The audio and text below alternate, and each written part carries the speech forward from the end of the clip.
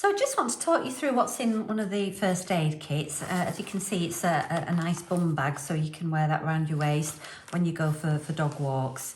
But you can equally keep it in the house so that you've got it on hand. So in the kits, you can expect to find a pair of gloves, which are quite handy if you need to put a bandage on or remove something from a wound.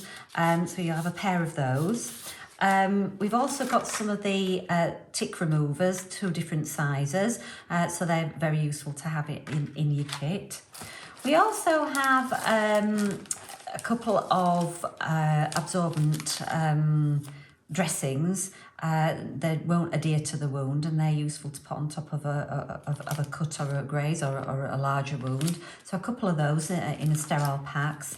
Along with that, we've got some of these antiseptic wound cleaning wipes, so you can expect to have 4 of those in there.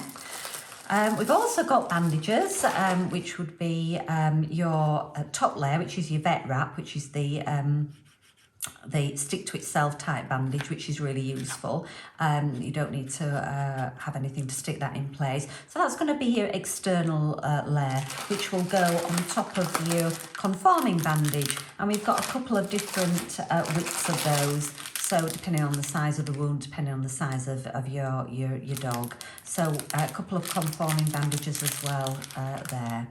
We've also got these tourniquets, which we only would use in a dire emergency to stem a serious hemorrhage. And if I just show you the model of the dog, this would be how you would attach them. So this is a tourniquet attached to a hind limb. Our pressure point is on the femoral artery up near the groin, and on the front limb it would be on the brachial artery, which is sort of up towards the front leg, in the crook of the arm. So they just tie on as normal. The good thing about these is they don't cut into the skin, so we've got this nice sort of tape arrangement. So a tourniquet is just to slow down the bleeding. It's not to completely cut off the blood supply altogether. But remember, maximum of 10 minutes, those, just to use in an emergency when you've got a serious hemorrhage. So you've got one of those in there as well. You've also got an ice pack. The instructions are on the back to how to use those. But if you've got a sting or any swelling, these are quite useful to have along there as well. A couple of eye washers, but we can also use these as wound flushers as well. So sterile saline, a couple of those pods. A foil blanket, which is to keep the dog's body temperature up in case we have a situation where we've got a dog that's going into shock. Their body temperature will drop. So a foil blanket. And we've also got a pair of scissors, round-ended scissors, which can be really useful if you wanted to cut the end of the bandages.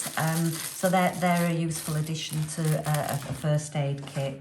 And then we've got the tweezers, which are useful. They're not surgical tweezers, but they are very useful tweezers to get rid of a thorn, a foreign body, even a sting, if you were getting rid of a bee sting straight away.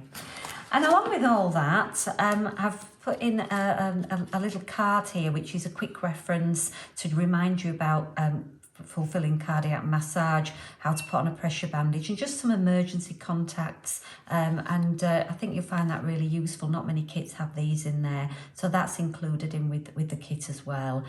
Gives you some sort of quick instructions, so if you're in a little bit of a panic, you've got something to just use as a very quick reference.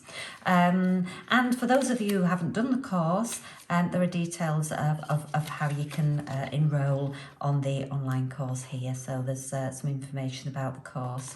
And on the back there, you can put in some contact details of your own. And I've even put in there, if you're away from home and you're not near your own practice, a website where you can find out where your nearest emergency vet is. So that's a really great addition to the kit. On the back there, it's what the kit includes. So when you've used products, it reminds you what you might need to replace.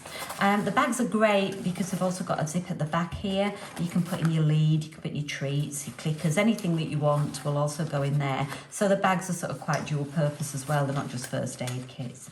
So that's just to give you a quick illustration of what to expect in your first aid kits.